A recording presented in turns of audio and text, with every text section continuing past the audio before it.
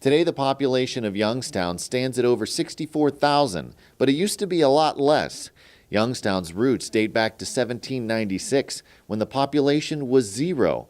It all started with one man, John Young, who was a New Hampshire native that lived in upstate New York, was farming there in his father-in-law's town. He decided he wanted to do more. At that time, the Connecticut Land Company began selling parcels of land in the Connecticut Western Reserve, says Bill Lawson, executive director of the Mahoning Valley Historical Society. He thought that land speculation and development in the West was the ticket. So in the summer of 1796, John Young came out with a surveying party, and he was interested in a particular township which hadn't been named yet, but was called Town 2, Range 2. This is a copy of a map that was done that shows the land of the Connecticut Western Reserve.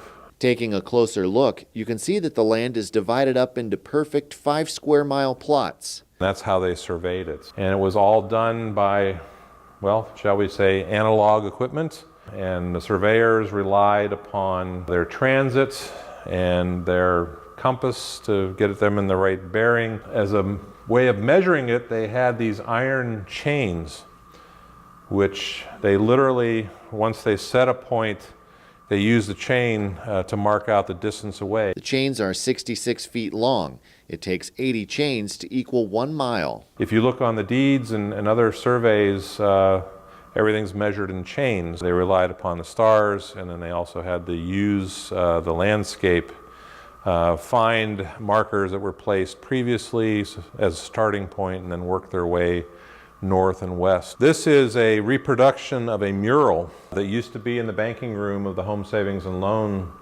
building. It helps you to visualize what the conditions were. We're talking about Conestoga wagons and horses and canoes and wilderness all the way around, and that's what Youngstown was in 1796, 1797. The mural depicts John Young and members of his surveying party meeting James Hillman on the banks of the Mahoning River. Hillman and his wife Catherine were among the first people to settle in the valley. They actually met Young's surveying party down in Beaver, Pennsylvania, and since James Hillman was very familiar with this territory, having been a trader professionally, he acted as a guide to show them how to get in and to look over the land, and Young actually offered him some land to come back and help settle this new community.